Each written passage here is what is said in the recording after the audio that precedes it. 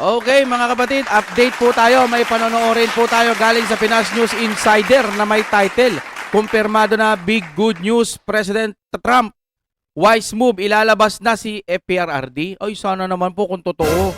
Kasi gusto talaga namin dahil yung hostisya doon hindi naman natin matatagpuan. Dahil sa tingin ko yung ICC mukhang binabayaran, ano? Sa akin lang ha.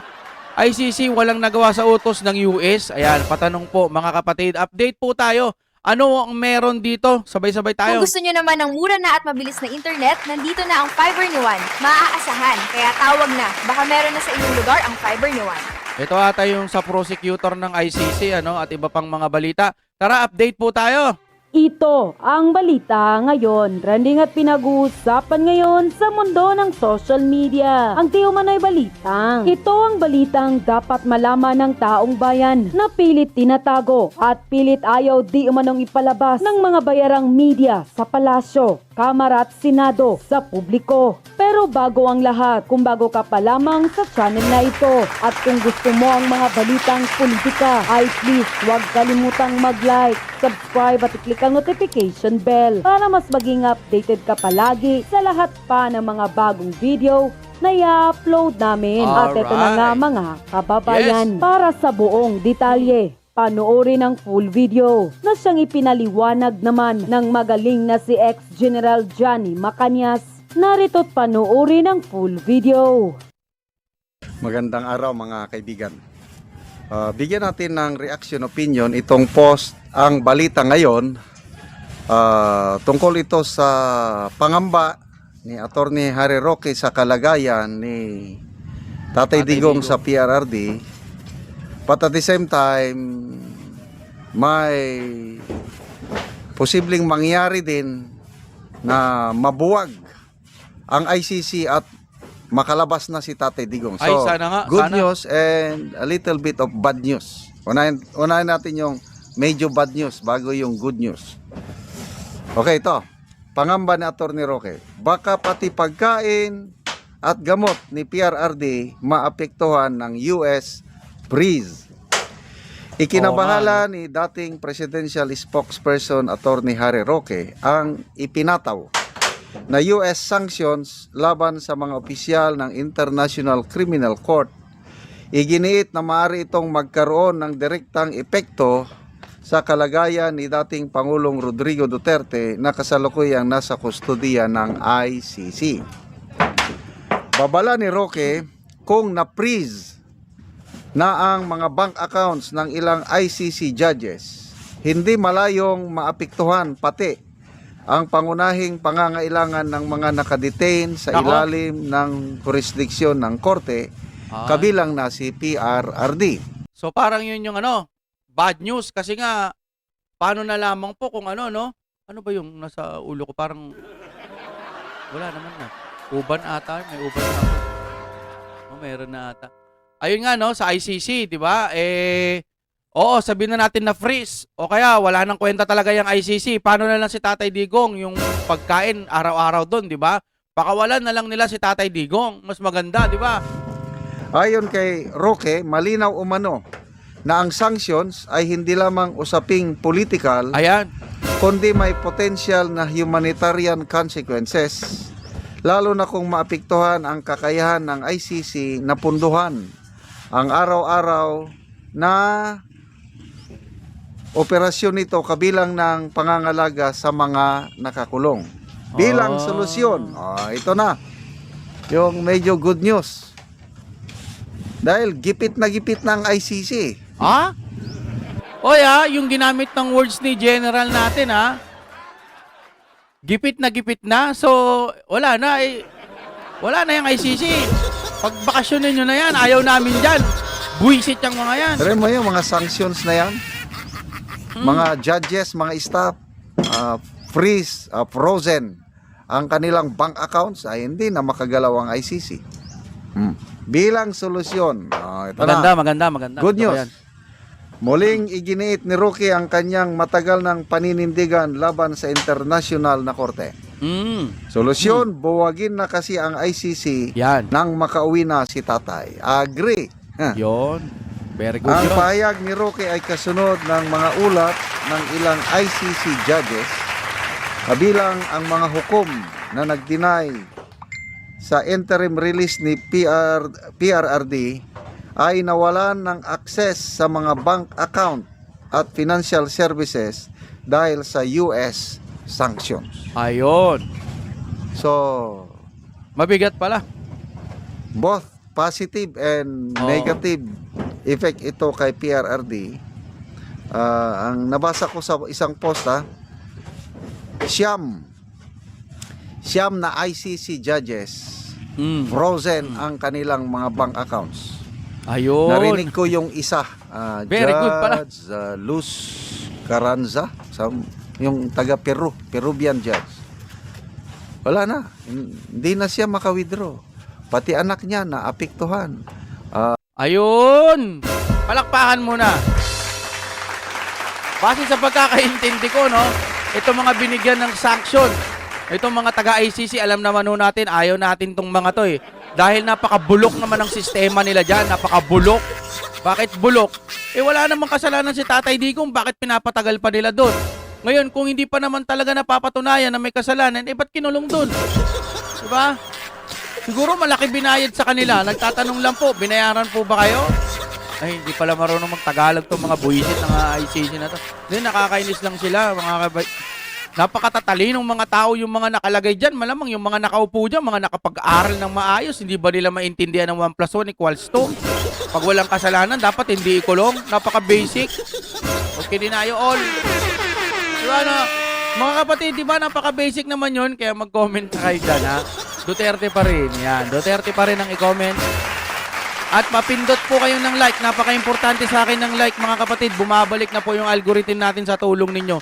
Magbabasa ako dyan. Sana may magpasa ng mga sticker, no? Yung ano, meron kasi dyan super thanks, mga kapatid. Sana may mga magpasa din sa atin yan. Magpapasa. Canceled ang US visa. Then, pati ibang mga judges, ganun din. Pati pamilya ng mga judges, mga husband, mga anak. Very good. Apektado. So, Very good. Napipilayan na sila dahil sa 9 ICC judges at 9 staff ng ICC affected sa freeze order ng So, ipagdasal po natin ang ating Tatay Digong na sana hindi maapektuhan yung araw-araw niyang pangangailangan kasi kailangan niya ng gamot, kailangan niya ng pagkain. Yung sa loob ng detention facility, kailangan ng heater ba yan? O aircon, depende sa panahon doon. Kung tinglamig ba, tinglamig ngayon doon. Dahil winter.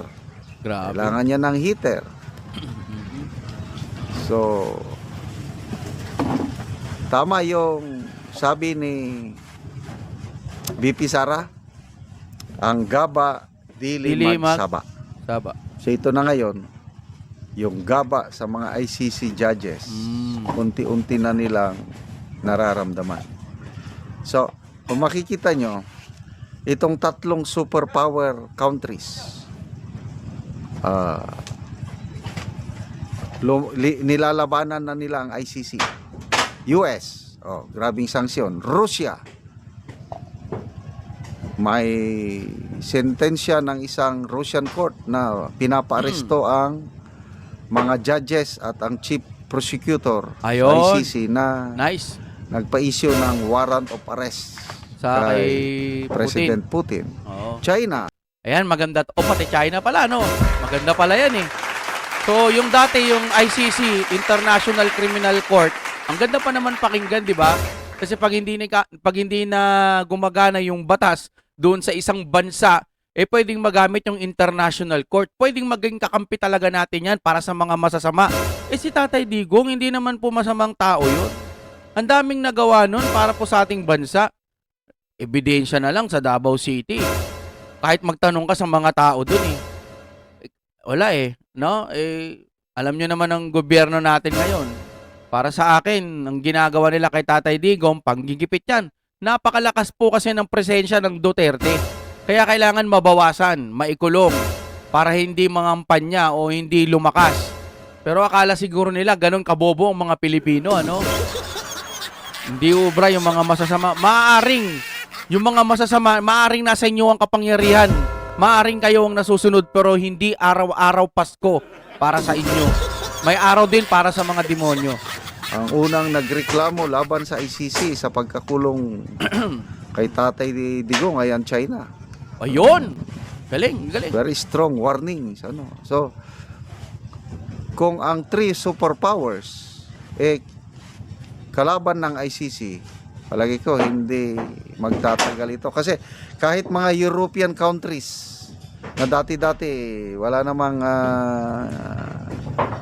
hindi naman nila ginigipit ang ICC. European countries sumama na rin. Siguro Yun. dahil sa influence ng US. Kaya Nice yung one. ICC judge na nagpahayag ng kanyang kalagayan, nagtaka siya kasi pati European countries wala na. Lagot. Magandang balita to para sa atin mga kapatid, no? Sa mga nagsasabi fake news po, lahat ng mga nagsasabing fake news, sige, ipikit nyo ang inyong mga mata. Sabihin nyo, Marcos pa rin kami.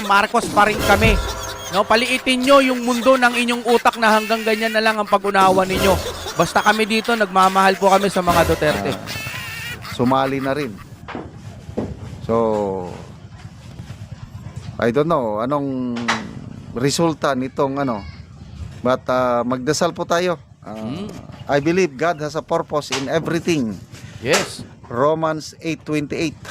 Anong sabi? All things work together for good to those who love God, to those who are called according to His purpose. So bakit niya inalaw ng ating minamahal na Tatay Digong nandun, nakakulong, naghihirap ngayon?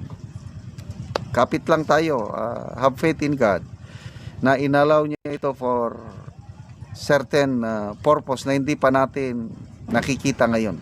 Pero sa akin base sa opinion ko, ang mga, ito pakinggan ho natin mga kapatid, no? Pananaw ko to, tignan nyo kung mali, no? Kung may mali, kung may pinupunto ba talaga o wala naman talaga akong silbi. For example, ang isang tao kasi binigyan ng kalayaan ng ating Panginoon, no? Lahat ng tao binigyan ng kalayaan gumawa ng masama at mabuti. Siguro tama rin po si General Macañas, pero para sa akin po, hindi po pinorpose ng Panginoon na makulong po siya doon. Siguro para sa akin, mas kinukonsider ko na ang mga tao talaga may kalayaan gumawa ng kasamaan dito sa mundo. Kaya ginanyan nila si Tatay Digong. Ang pinaka nakikita ko na lang na hindi pinapabayaan ng Panginoon yung kanyang kalusugan, tumatagal pa rin.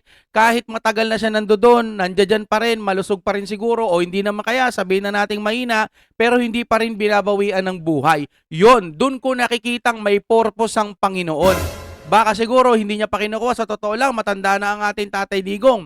Kahit anong oras, pwede naman kunin ng ating Panginoon. Pero dahil sa ginawa ng mga hayop ng mga taga-ICC na may kinalaman dito sa Pilipinas, hindi hinahayaan ng Panginoon na bawian agad ng buhay itong ating Tatay Digong. Yon ang nakikita kong baka may purpose, baka may revenge na pwedeng mangyari laban doon sa mga kasamaan. Yan ang nakikita ko. Walang makakapagsabi kung kailan babawian ng ating Panginoon si Tatay Digong. Sabi nga sa Biblia, ni Maya, yung ibong Maya, hindi niya hahayaang mapunta sa ang tawag dito, sa lupa nang hindi niya pinahihintulot. Sa tao din ganun. Di pwera na lang yung mga nagpapakamatay, di ba? Pero yung iba, meron din, di ba? Ninanakaw nila yung sariling buhay nila, pero minsan napuputol yung lubid, etc. Pag hindi mo pa oras, hindi mo pa oras. Pag ayaw ng Panginoon, ayaw ng Panginoon. No? Kaya ngayon nakikita natin kahit matanda na si Tatay Digong, siguro kailangan niya pang mabuhay para sa Pilipinas. No? Sa akin dalawa Pwedeng nandiyan pa si Tatay Digong kasi sa susunod na eleksyon, magiging lakas yan ng sambayan ng Pilipino. Pwede ring bawian ng Panginoon ang buhay ni Tatay Digong para mas lalong maghimagsik yung mga mamamayang Pilipino natin o kaya may tamang tiyempo sa mga desisyon ng Panginoon, no? O hindi naman kaya tama yung sinasabi ni ating General Macañas na baka nga may reason ng Panginoon. Sa kanya yon, pero ang opinion ko kasamaan ng gumawa niyan Pero sabi rin sa Biblia, minsan yung kasamaan ginagamit din ng Diyos no? Para yung isang tao manalig ng manalig. Si Tatay Digong, malamang nananalig yan. Hindi tayo malalason ng mga hayop na mga bias media. Sabi sa bias media, alam nyo? Di ba noon, sabi nila, minumura daw yung Diyos ni Tatay Digong. Tatay Digong nyo, minumura yung Diyos. Hindi naman kami siraulo para maniwala sa inyo. Ang tinutukoy ng Diyos, yung paggamit nyo, yung maling paniniwala nyo na yun ang Diyos. Pero sa amin, ang pinaniniwalaan ni Tatay Digong, yung totoong Diyos. Hindi yung sumasamba sa pera, na kunwari may Diyos-Diyosan, tinuturo nila na ito yung Diyos, pero mali naman pala talaga. Sinasadya nilang magkamali kahit alam na nilang mali.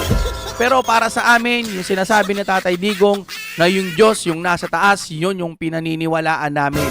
At balang araw sisingilin lahat ng mga umape sa ating Tatay Digong. Nakakalungkot lang mga kapatid. Ako nalulungkot ako sa ginawa nila kay Tatay Digong. Oh my God, we'll be back again.